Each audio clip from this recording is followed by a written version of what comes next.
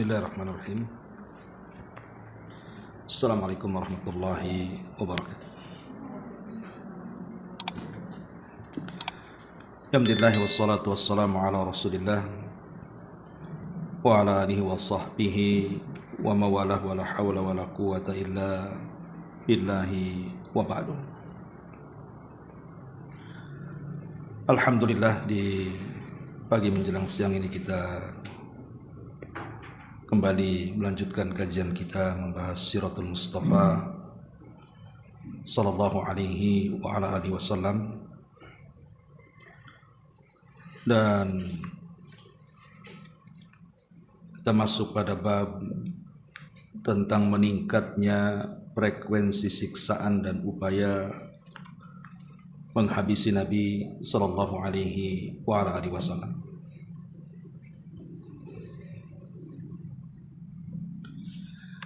Ma'asyiral muslimat yang dimuliakan Allah Subhanahu wa taala.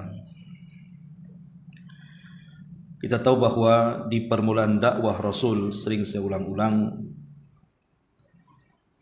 upaya penjagalan terhadap dakwah Nabi sallallahu alaihi wasallam terus diupayakan oleh orang-orang kafir Quraisy. Dan itu sunnatul dakwah. Setiap manusia yang mendakwahkan dakwah Rasul pasti akan dihadapkan dengan musuh-musuhnya.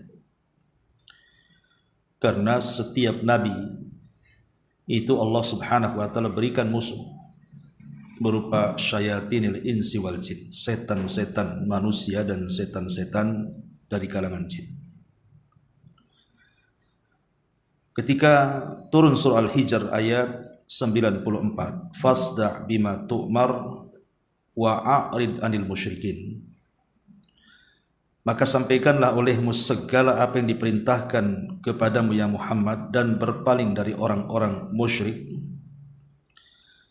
Maka dengan turun ayat ini Nabi SAW semakin gencar dan berani untuk menyampaikan risalah tauhid.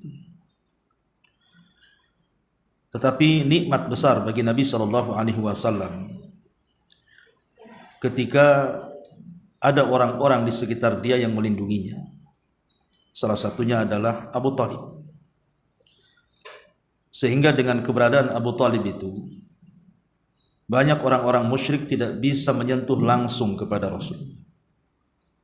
Makanya setelah meninggalnya Abu Talib, Nabi SAW kehilangan pelindung. Sehingga kemudian harus mencari tempat berdakwah dan berangkat beliau ke Taif. Tetapi sesampainya di Taif juga Rasul tidak mendapatkan apa yang dikehendakinya. Justru orang Taif bahkan menyakiti Nabi sallallahu alaihi wasallam.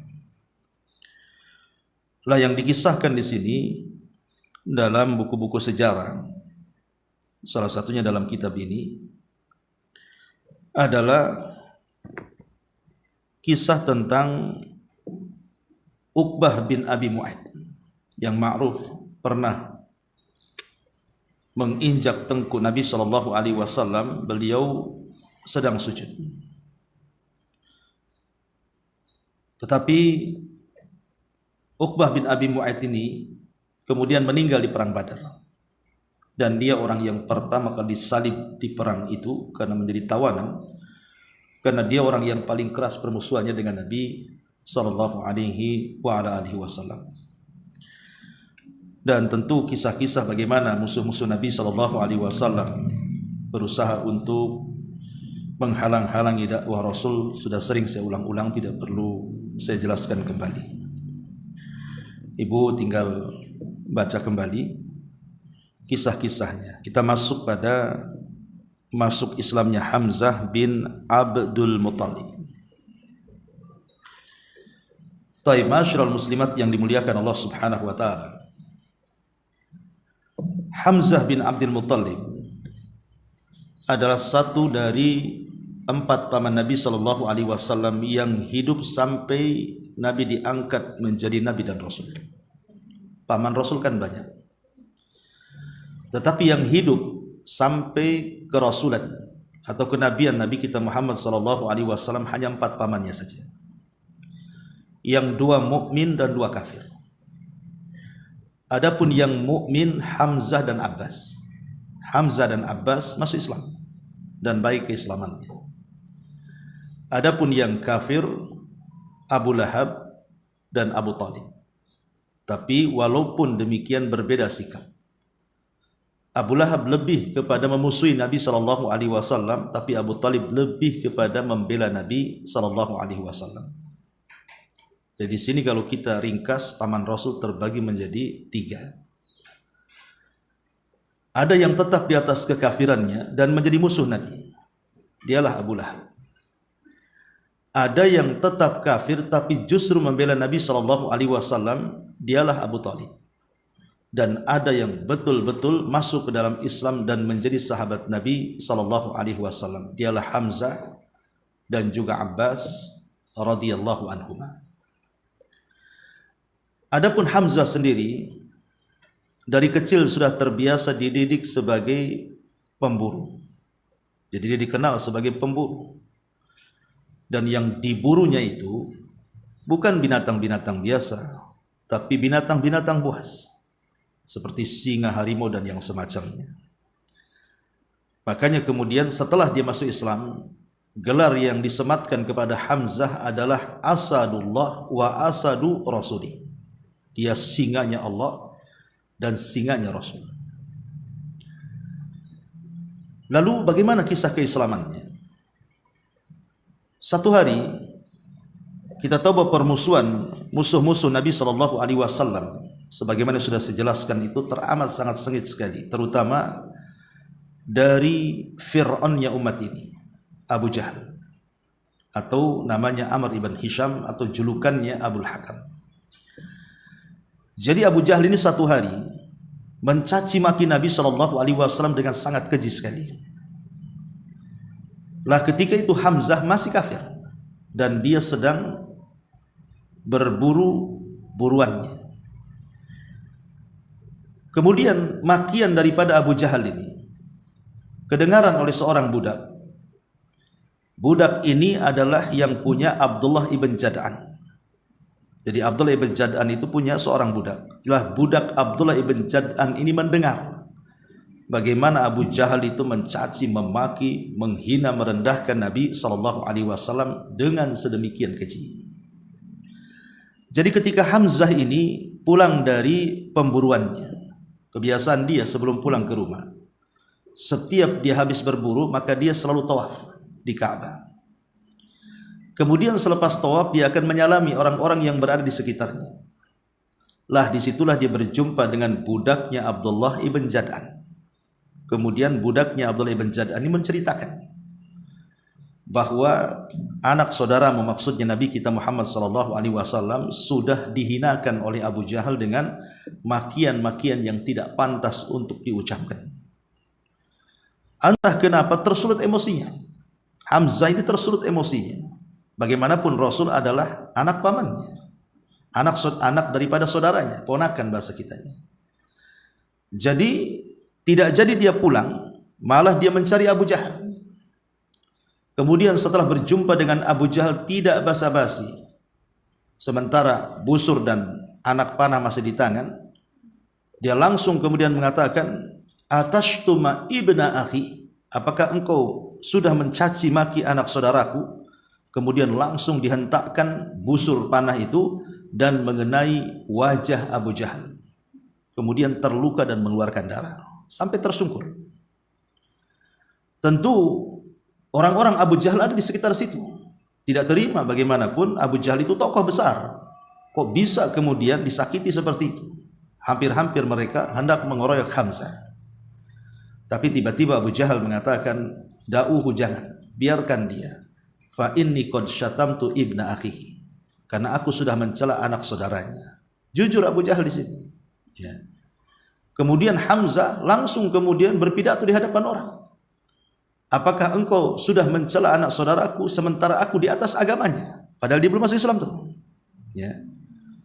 Dia justru mengucapkan dengan kemarahannya, "Kalian berani mencela anak saudaraku padahal aku berada di atas keyakinannya." Sebab kata-katanya inilah dia masuk Islam.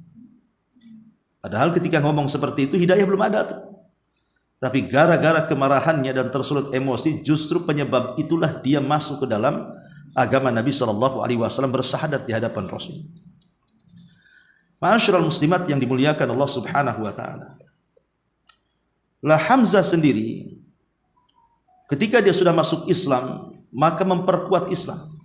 Bagaimanapun dia tokoh dari tokoh-tokoh Quraisy, kemudian pemberani, dan tidak ada orang yang berani kepada dia, sehingga wajar dengan keislamannya itu menambah kejayaan Islam. Lah ketika kemudian markas yang sudah saya ceritakan, Arqam atau Darul Arqam, yang merupakan markas pertama atau rumah Islam yang dijadikan markas oleh Nabi SAW, maka Hamzah berada di situ. Makanya ketika Umar bin Khattab radhiyallahu anhu di atas kekafiran belum masuk Islam, kemudian dia menuju rumah Darul Arqam, apa kata Hamzah? Lihat si Umar itu, kalau dia datang dengan kebaikan, ahlan wa sahlan wa marhaban. Tapi kalau dia datang dengan keburukan, maka dia akan berhadapan dengan pedangku. Itulah keberanian Hamzah ibn Abi Talib, ibn Abdul Muttalib. Ma'asyiral muslimat yang dimuliakan Allah Subhanahu wa taala. Lah Hamzah sendiri dia kan masuk Islam di tahun kedua sebelum hijrah Nabi SAW, artinya dia termasuk daripada as-sabiqun al-awwalun, orang-orang yang mula-mula masuk Islam yang Allah katakan dalam At-Taubah ayat 100, as-sabiqun al-awwaluna minal muhajirin wal ansar walladzina tabauhum bi ihsan radhiyallahu anhum wa radu'an. Jadi Hamzah ini termasuk as-sabiqun al-awwalun, orang-orang atau sahabat-sahabat yang mula-mula masuk Islam. Dan hubungan dia dengan Nabi SAW selain daripada paman, dia juga adalah sepersusuan dengan Nabi SAW. Jadi saudara sesusu dengan Rasul karena disusui oleh satu wanita, Suwaibah, ya, ada yang mengatakan Suwaibah, wallahu a'lam. Kemudian yang kedua, posisi dia sebagai paman Nabi SAW. Dan dia adalah salah satu penasehat dari 14 sahabat yang menjadi penasehat Nabi SAW. Memang tidak jauh umurnya. Jadi umur Hamzah dengan Rasul itu hanya beda 2 tahun saja. Dan kunyahnya adalah Abu Ammar. Dia punya kunyah disebut Abu Ammar. Ada juga yang mengatakan Abu Ya'la. Ya. Tetapi Hamzah sendiri masa jahiliyah, di atas kejahiliahannya, dia terkenal dermawan orangnya. Sehingga juga bukan hanya disegani, tapi juga dicintai. Karena biasanya orang dermawan itu disukai orang. Ya. Ma'asyiral muslimat yang dimuliakan Allah Azza wa Jalla, ketika kemudian penekanan dakwah begitu hebat, maka Hamzah pun kemudian ikut hijrah bersama Nabi SAW dari Mekah ke Madinah. Subhanallah, peperangan pertama di mana Hamzah terlibat adalah dalam perang Badar. Ketika sampai di kota Madinah, kan Nabi SAW mempersaudarakan antara satu sahabat dengan sahabat yang lainnya. Lah Hamzah ini kemudian dipersaudarakan oleh Nabi SAW dengan Ali radhiyallahu anhu, atau dengan Zaid ibnul Harithah al-Kalbi. Jadi Hamzah dipersaudarakan oleh Nabi SAW dengan Zaid ibnul Harithah al-Kalbi. Karena begitu Nabi untuk merekatkan, untuk saling ada perasaan tolong menolong dengan satu yang lainnya, karena bagaimanapun hijrah itu kan sendiri-sendiri meninggalkan keluarga. Jadi supaya merasa punya keluarga, maka dipersaudarakan antara orang-orang Muhajirin dan orang-orang Ansar itu. Lah Hamzah ini sekali lagi terkenal dengan Asadullah. Terkenal dengan Asadullah, artinya singa Allah Subhanahu wa taala dalam peperangan, dan singa Nabi SAW. Bayangkan ketika perang Badar, dan perang Badar itu perang yang pertama kali dilakukan Nabi SAW sepanjang hayat beliau. Beliau tidak pernah perang. Itulah perang perdana disebut dengan Badar Kubra. Ada seorang musyrik yang terkenal garang. Orang musyrik ini terkenal garang, ya. Dan kalau gulat itu tidak pernah terkalahkan. Namanya Al-Aswad ibnu Abil Asad. Jadi Al-Aswad ibn Abil Asad itu terkenal jagoannya orang-orang musyrik. Kalau kelahi, gulat tidak pernah kalah. Jadi sebelum terjadi peperangan Badar, Kita tahu bahwa yang menguasai air di Badar itu adalah tentara Nabi. Rasul berhasil menguasai air. Ya, bagaimanapun air sangat dihajatkan dalam sebuah peperangan kan gitu. Jadi Rasul menguasai air di Badar itu.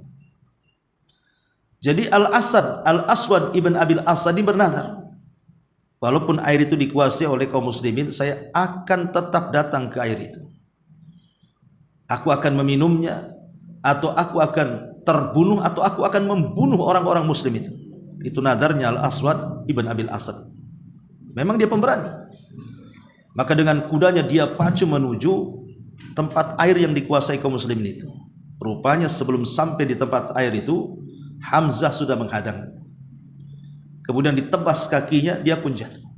Sekali tebas, dia jatuh. Siapa Hamzah? Hamzah orang yang ahli dalam pertempuran. Jadi ketika dia sedang merangkak, kemudian Hamzah bertanya, apa tujuan? Dia mengatakan, saya bernadar ingin minum dari air itu. Maka Hamzah mempersilahkan dengan ngesotnya bahasa kitanya untuk mendekati air itu. Ketika sudah dia mengambil air dan minumnya, langsung ditebas dan dihabisi oleh Hamzah. Dan disaksikan orang ramai. Ya. Lah dari situlah kemudian menyulut emosi orang-orang Quraisy ini. Kita tahu di perang Badar ini, pemimpin-pemimpin Quraisy itu rata-rata pemimpin-pemimpin besar karena masih hidup semuanya. Abu Jahal masih hidup, Umayyah masih hidup, Utbah, Syaibah itu kan pembesar-pembesar itu masih hidup terlibat dalam perang ini. Di mana tidak emosi gitu ya, jagoannya dibunuh. Ya. Lah kebiasaan zaman dulu ya, zaman dulu kalau perang, karena zaman dulu perang ya hadap-hadapan dengan pedang, lain dengan zaman sekarang sembunyi-sembunyi ya. Jadi orang dulu itu kalau sebelum perang maka menggunakan sistem mubarazah. Mubarazah itu adu tanding, bahasanya mana jagoanmu, ini jagoanku, ayo tempur. Jadi sebelum perang besar itu mereka akan membuat perang kecil, di mana antara jagoan dari kedua belah pihak itu akan adu tanding di situ. Lah ketika itu Nabi SAW mengeluarkan 3 jagoannya. Salah satunya adalah Ali, kemudian Ubaidillah ibnul Harith, dan juga Hamzah Asadullah. Dan Hamzah ini memiliki ciri karena selalu meletakkan bulu di atas kepalanya supaya tahu dan terpisahkan cirinya dengan yang lainnya. Jadi Hamzah ini ketika itu berhadapan dengan Syaibah. Syaibah itulah yang kemudian berhadapan dengan Hamzah. Syaibah jagoannya orang musyrik, sementara Hamzah jagoannya umat Islam. Maka ketika terjadi mubarazah itu, sekali hantam saja Syaibah terguling dan mati. Manusia pun takbir. Dan Ali juga berhasil membunuh jagoannya orang musyrik, termasuk juga Hamzah di sini. Ya. Maka selepas itulah terjadi pertempuran sangat luar biasa di Badar. Subhanallah, tidak ada manusia yang paling banyak membunuh orang musyrik di peperangan itu melebihi Hamzah. Hamzah berhasil membunuh dengan kedua tangannya itu 33 musyrik, dan itu tidak bisa dilakukan siapapun. Dalam sebuah pertempuran ya, menghabisi 33 orang itu hadap-hadapan dengan pedang kan, tidak bisa dilakukan siapapun kecuali Hamzah. Makanya wajar kalau Hamzah itu disebut Sayyidus Syuhada, yang kelak di perang Uhud dia meninggal itu disebut pemimpinnya para syuhada, karena bertempur itu luar biasa. Dia tidak bisa dilukai dan dia bisa melukai dan membunuh. Saking kepiawaiannya dia dalam bertempur itu, Hamzah itu. Makanya wajar Rasul sangat sayang dengan Hamzah. Ya. Lah salah satu yang dibantai oleh Hamzah adalah yang paling banyak keluarga Hindun. Hindun bintu Utbah. Itu bapaknya, anaknya, pamannya, suaminya, semua terbunuh di tangan Hamzah. Bayangkan, ya. Jadi ada 4 keluarga, itu semua terbunuh di tangan Hamzah. Lah salah satunya adalah keluarga Hindun. Bagaimana ayahnya terlibat perang, mati di tangan Hamzah. Pamannya terlibat perang, mati di tangan Hamzah. Anaknya terlibat perang, mati di tangan Hamzah. Suaminya terlibat perang, mati di tangan Hamzah. Tentu dia sebelum menikah dengan Abi Sufyan, ya, belakangan masuk Islam juga Hindun tuh, ya. Tetapi ini menaruh dendam yang luar biasa. Bagaimana satu keluarga dibantai satu orang? Makanya kemudian Hindun ini berbulan-bulan, bertahun-tahun dia mengumpulkan harta untuk membalas dendam atas kematian keluarganya di tangan paman Nabi SAW namanya Hamzah ini. Nah ketika kemudian beberapa tahun setelahnya kan dari Badar itu kan terjadi perang Uhud. Ya, setelah Badar terjadi perang Uhud. Lah di perang Uhud inilah Hindun berusaha mendanai peperangan. Lah kebetulan dia punya budak namanya Wahsy. Jadi budaknya itu namanya Wahsy, kunyahnya Abu Dasman atau dikenal Wahsy budak hitam. Jadi Hindun ini mengatakan kepada Wahsy dan mengatakan, ya Wahsy, kalau engkau ingin bebas dari perbudakan, maka aku akan berikan kebebasan perbudakanmu. Bahkan bukan hanya itu saja, ku berikan harta yang banyak untukmu, syaratnya kau bunuh orang yang sudah membunuh keluargaku. Maksudnya Hamzah bin Abdul Muttalib, bunuh dia. Ya. Kau tidak perlu terlibat dalam peperangan, cukup kau bidik saja, karena engkau ini ahli tombak. Jadi Wahsy memang terkenal pelempar tombak. Dia kalau melempar itu jarang meleset. Wahsy ini, itulah keahliannya di situ. Karena zaman dulu itu kan kalau peperangan punya keahlian masing-masing. Ada pemanah, ahlinya di panah, itu ada di pedang, ada di kuda, ada di tombak gitu ya. Lah Wahsy ini kebetulan dia ahli di tombak. Jadi kalau melempar tombak itu jarang meleset. Jadi ketika kemudian Hindun menawarkan kebebasan dia, bahkan bukan hanya menawarkan kebebasan, tapi juga memberikan banyak harta kepada dia kalau dia berhasil membunuh orang yang telah membunuh keluarganya. Semangat Wahsy, sehingga dia mau melakukan itu. Maka dalam perang Uhud ini, kita tahu bahwa perang Uhud ini, yaitulah terjadi perang kekalahan kaum muslimin di sini. Begitulah, watilkal ayyam nudawiluha bainan nas. Hari-hari itu kan diputar ya. Kadang menang, kadang kalah, itu udah biasa manusia itu. Jadi ketika sengit-sengitnya itu pertempuran itu, Wahsy tidak terlibat di pertempuran. Dia hanya sembunyi-sembunyi di batu-batu, di pohon-pohon. Dia hanya membidik, melihat kelemahan Hamzah. Sebenarnya Hamzah sudah tahu siapa Wahsy. Dia sudah melihatnya. Ya, tetapi karena Wahsy ini tidak diperhitungkan, ya dianggap orang biasa, tidak mungkin berani macam-macam gitu ya. Sehingga tidak dipedulikan Hamzah. Dan di sini kata para ulama, dalam kondisi apapun dalam setiap pertempuran itu tidak boleh meremehkan orang. Ya, walaupun karena bisa saja yang dianggap remeh dia pula yang kemudian berhasil membunuh kan begitu. Tapi Hamzah ini kan karena sudah kadung dia sedang di tengah-tengah pertempuran, ya dia pasti melayani orang-orang yang dianggap penting. Ya, dia tidak tahu kalau Wahsy itu sudah ada tujuan jahat, dia tidak ikut bertempur, tapi dari kejauhan saja membidik-bidik kapan Hamzah lengah. Sehingga ketika betul-betul dia mendapatkan waktu yang pas gitu ya, dia lemparnya tuh tombak itu, akhirnya persis mengenai Hamzah, sehingga Hamzah roboh. Akhirnya tersiarlah Wahsy menjadi pahlawan orang musyrik. Padahal dia tidak ikut terlibat tuh, tapi karena dia membunuh Hamzah, namanya akhirnya menjadi menyeruak tuh. Bagaimana seorang Wahsy, budak yang tidak punya keahlian perang, hanya menombak, bisa membunuh Asadullah kan itu, singanya Allah. Maka terkenal nama Wahsy ini akhirnya karena membunuh Hamzah. Nah tentu ini pukulan berat bagi Nabi SAW. Kematian Hamzah ini di tangan Wahsy. Bagaimanapun Hamzah ini banyak berjasa kepada Rasul, dan orang yang paling dicintai Nabi SAW. Ketika terbunuhnya Hamzah di tangan Wahsy ini, maka Rasul SAW tidak henti-hentinya dirundung dengan kesedihan sampai pada waktunya ketika terjadi Fathu Mekah, di mana kota Mekah itu kan dikepung oleh kaum muslimin, dan seluruh penduduk musyrik Mekah itu menyerah, tidak berani, bahkan tidak terjadi pertumpahan darah sekalipun di situ. Maka Nabi SAW sampai mengatakan, siapa yang masuk Masjidil Haram dia aman, siapa yang masuk ke rumah dan mengunci pintunya serta masuk ke rumah Abu Sufyan dia aman. Lah orang-orang yang dulu pernah menyakiti Nabi SAW, salah satunya Wahsy, merasa bahwa dia sudah membunuh pamannya.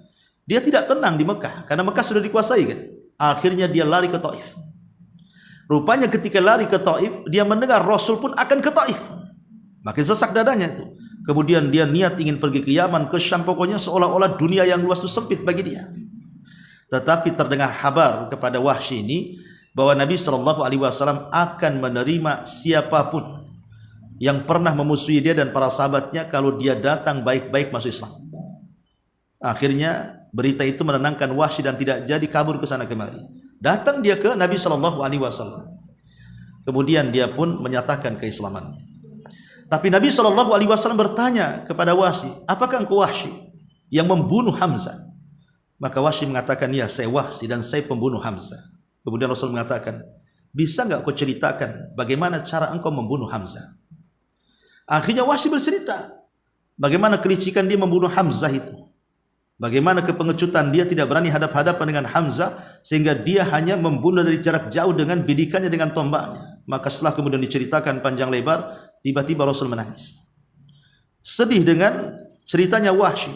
Sehingga karena cintanya dia dengan Hamzah, dia mengatakan kepada Wahsy, ya Wahsy, ghaib wajhaka anni. Wahai Wahsy, setelah hari ini Walaupun kau sudah masuk Islam, jangan pernah aku melihat wajahmu kembali. Jadi engkau kalau hadir di majelis taklim itu duduk paling belakang sana, di balik tiang kalau bisa. Pokoknya aku nggak mau melihat wajahmu lagi. Kau boleh hadir, tapi jangan pernah diperlihatkan wajahmu kepada. Kenapa demikian coba? Ini dalil bahwa Nabi SAW sangat cinta dengan Hamzah. Sahabat-sahabat itu banyak yang dibunuh oleh orang-orang musyrik. Ya, banyak, bukan hanya Hamzah saja. Di perang Badar sahabat banyak yang meninggal. Kemudian juga di perang Uhud banyak lagi para sahabat yang meninggal. Di perang-perang yang lainnya. Tapi Rasulullah SAW tidak pernah mengatakan kepada para pembunuh sahabat selain Hamzah, ghayyib wajhaka anni, hilangkan wajahmu dari tatapanku. Rasul hanya mengatakan hal ini kepada Wahsy, pembunuh pamannya atau sahabatnya Hamzah ibn Abdul Muttalib. Itu menunjukkan sayangnya gitu loh Rasul kepada Hamzah, sampai kemudian Rasul berpesan seperti itu. Makanya ini yang menjadikan Wahsy itu selalu menangis, karena dia tidak boleh memperlihatkan wajahnya di hadapan Rasul kan? Sampai wafat Nabi. Ya. Dari situ Wahsy ingin membalas kesalahannya, sehingga ketika kemudian di zaman Abu Bakar Siddiq radhiyallahu an terjadi pemurtadan yang hebat itu.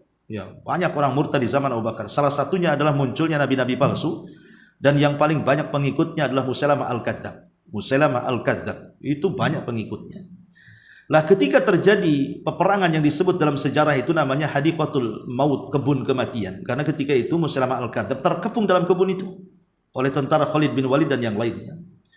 Lah Wahsy berhasil masuk ke dalam kebun itu, kemudian mencari orang yang namanya Musailamah al-Kadzdzab itu. Dan subhanallah, ketika berjumpa dengan Musailamah al-Kadzdzab, dialah yang membunuh Musailamah al-Kadzdzab. Sehingga dia merasa impas dan mengatakan, dulu aku pernah membunuh orang yang sangat dicintai Rasul, Hamzah bin Abdul Muttalib. Sekarang aku membunuh orang yang paling dibenci Nabi SAW, Musailamah al-Kadzdzab. Jadi dia ingin membalas kononnya kan itu Wahsy. Ya, akhirnya kemudian ya di ujung kisah Wahsy pun kemudian meninggal di atas keislamannya dan menjadi sahabat baik, ataupun baik keislamannya menjadi sahabat Nabi sallallahu alaihi wa ala alihi wasallam. Ma'asyiral muslimat yang dimuliakan Allah Azza wa Jalla. Dari sini kita tahu bahwa Hamzah ini banyak keutamaannya dalam Islam. Di antaranya disebutkan oleh Al-Imam Al-Karmani rahimahullahu taala bahwa Hamzatu ibnu Abdul Muttalib ammu Rasulillah sallallahu alaihi wasallam wa akhuhu minar radha'ah. Hamzah bin Abdul Muttalib, satu sisi dia paman Rasul, dia juga saudara Rasul dari ibu satu persusuan. Yuqalu lahu Asadullah. Dia memiliki gelar singanya Allah. Wahina aslam i'tazzal Islam bi islami. Ketika dia masuk Islam, Islam semakin kokoh dan kuat dengan keislamannya. Ustushhida yauma Uhudin, dia mati syahid di perang Uhud. Wa huwa sayyidus syuhada, dan dia adalah pemimpin orang-orang yang mati syahid. Pemimpin orang-orang yang mati syahid. Bahkan Abdurrahman ibn Auf ma'ruf, dia salah seorang dari al-mubasysyiruna bil jannah, al-asyaratu al-mubasysyiruna bil jannah. 10 sahabat yang dijanjikan masuk surga, salah satunya Abdurrahman ibn Auf. Lah Abdurrahman ibn Auf menyaksikan dan berani mengatakan, bersaksi bahwa Hamzah itu di surga. Kemudian dia mengatakan, la Hamzatu bi annahu khairun minhu. Hamzah lebih baik dibandingkan dia. Padahal Abdurrahman ibn Auf itu sahabat yang disebutkan satu redaksi hadis dari 10 sahabat yang masuk surga kan. Tapi dia mengatakan, demi Allah Hamzah lebih baik daripada aku. Dan itu sebuah tazkiyah, ya. Sehingga sampai kemudian Abdurrahman ibn Auf itu mengatakan, qutila Mus'ab ibn Umair wa huwa khairun minni. Telah terbunuh Mus'ab ibn Umair dan dia jauh lebih baik dibandingkan aku. Ma'ruf kisahnya Mus'ab bin Umair. Dulunya orang kaya, semua keinginannya dipenuhi oleh ibunya, tapi ketika dia masuk Islam diusir sama ibunya. Satu uang sen pun tidak diberikan. Akhirnya dia pun hidup terlunta-lunta sampai masuk Islam. Gara-gara masuk Islam. Tapi dia anak cerdas, walaupun anak bangsawan, dia hidup sederhana, cerdas. Dialah yang pertama kali diutus ke Madinah untuk berdakwah. Di tangan dialah 2 pemimpin Ansor masuk Islam. Makanya Abdurrahman ibn Auf mengatakan, ketika terbunuh Mus'ab bin Umair di perang Uhud itu, wa huwa khairum minni. Dia adalah manusia yang terbaik dibandingkan diriku. Kuffina bi burdati in ghuttiya ra'suhu badat rijlah wa in ghuttiya rijlahu bada ra'suhu. Di mana ketika Mus'ab ibn Umair ini meninggal dunia, kain kafannya terbatas. Kalau ditarik ke kaki, kepalanya tampak. Kalau ditarik ke kepala, kakinya pula tampak. Coba bayangkan orang kaya, tidak punya kafan karena diusir sama ibunya. Ya. Akhirnya kemudian ditarik ke kepala, kemudian kakinya ditaruh dedaunan dan dikebumikan. Kemudian kata Abdurrahman ibn Auf melanjutkan kata-katanya, wa qutila Hamzah wa huwa khairu minni. Dan Hamzah telah terbunuh mati syahid dan posisi dia lebih baik dibandingkan aku, kata Abdurrahman bin Auf. Thumma busito lana minad dunya ma busit. U'tina minad dunya ma u'tina wa qad khashina an takuna hasanatuna ujjilat lana thumma ja'ala yabki hatta taraka ta'am. Kata siapa? Abdurrahman ibn Auf dengan mengatakan, sungguh setelah kematian keduanya, maksudnya Mus'ab bin Umair dan Hamzah, tiba-tiba dunia dibentangkan kepada kami. Maka aku takut, katanya Abdurrahman bin Auf, jangan-jangan kebaikan kami hilang gara-gara dunia yang di hadapanku. Ketika dia itu pun menangis, yang tadinya mau makan tak jadi makan. Karena teringat dengan dua pendekar Islam ini, Mus'ab ibn Umair dan juga Hamzah ibn Abdul Muttalib. Makanya Abu Hurairah radhiyallahu an, ketika Hamzah mati syahid, jadi Abu Hurairah itu berdiri di hadapan jasadnya Hamzah. Ya. Apa katanya? Dijelaskan, kata Abu Hurairah, aku melihat Nabi SAW yang berdiri juga di samping jasadnya Hamzah. Dia mengatakan, aku tidak pernah melihat ada orang yang sedihnya sangat dalam melebihi kesedihan Nabi SAW ketika melihat Hamzah. Sampai-sampai kemudian Rasul mengatakan, rahmatullahi alaika, semoga Allah merahmati kamu wahai Hamzah. Fa innaka kunta ma alimtu wusulan lirrahimi fa'ulan lil khairi. Aku tahu, kata Rasul, wahai Hamzah, engkau ini sepengetahuan aku orang yang paling menyambung silaturahim dan yang paling getol untuk melakukan kebaikan. Ma'asyiral muslimat yang dimuliakan Allah Azza wa Jalla. Kenapa Rasul mengatakan seperti itu? Ketika itu kan dia lihat, karena jasadnya Hamzah itu kan robek di sini. Siapa yang robek? Hindun. Ya. Dirobek kemudian dikeluarkan ususnya. Tapi ketika dia hendak memakan, dia tidak bisa memakannya. Kenapa? Karena Allah berusaha untuk menjaga jasadnya kan gitu. Dan tahun berapa kalau tidak salah di Arab Saudi itu pernah terjadi banjir, sehingga akhirnya para syuhada Uhud itu yang dikubur di atas bukit Ainain itu sempat tergerus dengan banjir, sehingga jasad-jasad para syuhada Uhud itu kan kemudian muncul ke permukaan. Subhanallah, tidak ada satupun jasad yang rusak dari 70 syuhada Uhud itu, sehingga oleh kerajaan Saudi akhirnya dipindah, diamankan ke tempat yang lebih tinggi supaya tidak terkena banjir itu. Di zaman itu menunjukkan bahwa Allah tidak memerintahkan bumi untuk memakan jasad-jasadnya para syuhada. Karena dikenali itu Hamzah itu ada sobekan di sini di perutnya gitu. Dikenali bahwa ini Hamzah ini kemudian oleh kerajaan Saudi baru diperbaiki kuburannya dan sekarang malah dibenteng.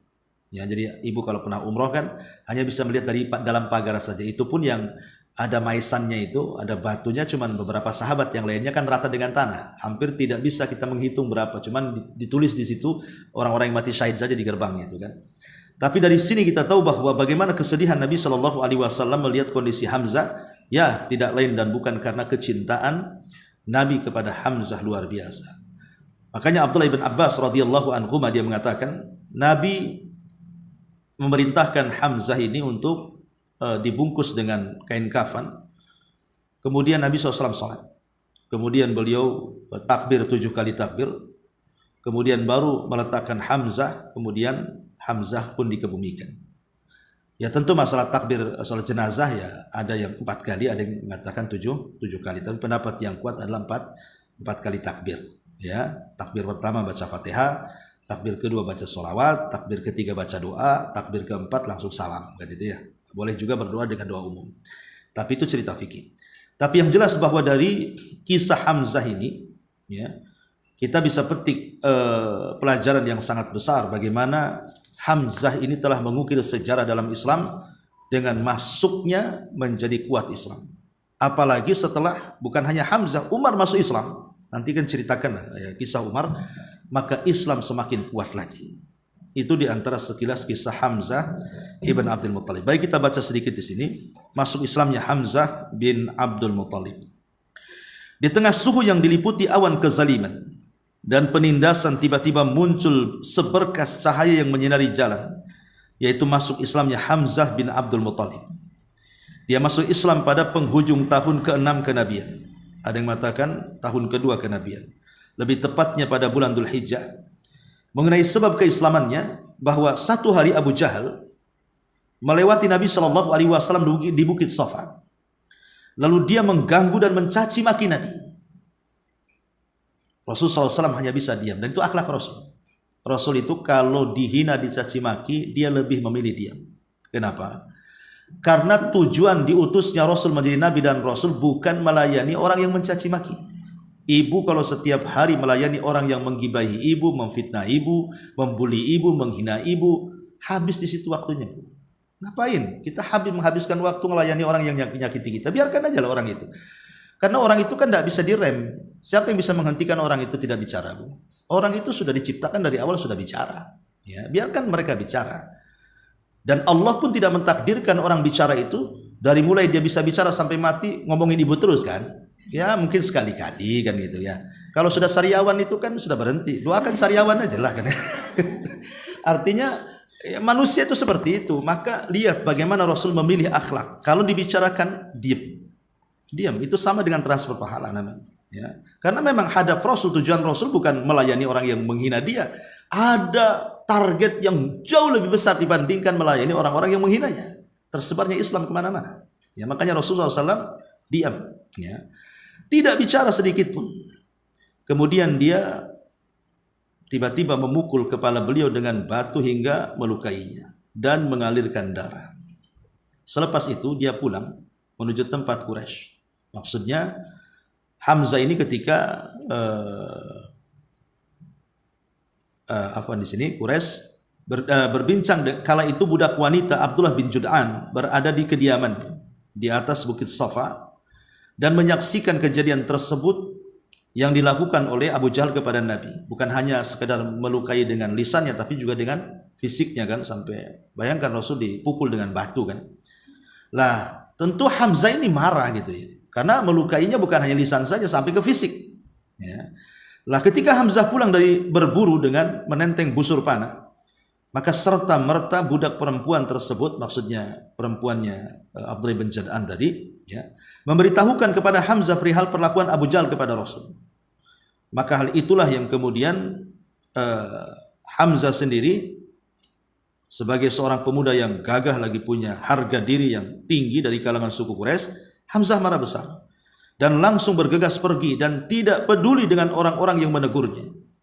Dia pun kemudian berkonsentrasi mempersiapkan segalanya bila berjumpa dengan Abu Jahal dan akan membuat perhitungan dengannya, membalas dendamkan perbuatan Abu Jahal kepada Rasul dengan perbuatan dia kepada Abu Jahal.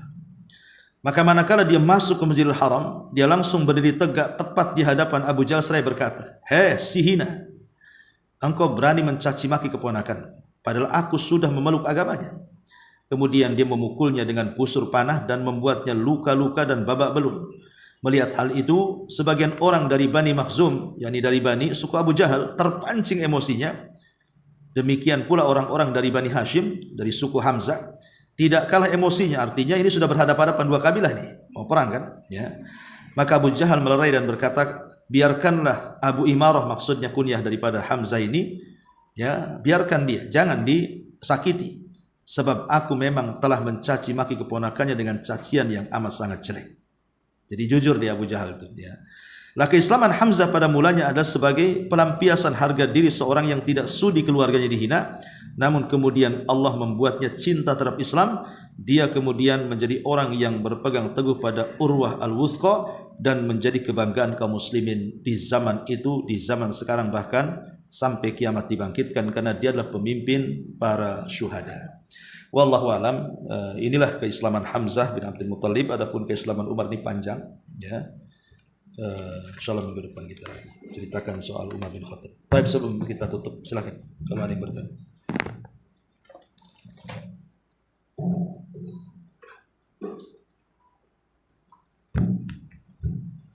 Ada, alhamdulillah. Subhanaka wa bihamdika, asyhadu an la ilaha illa anta, astaghfiruka wa atubu ilaik.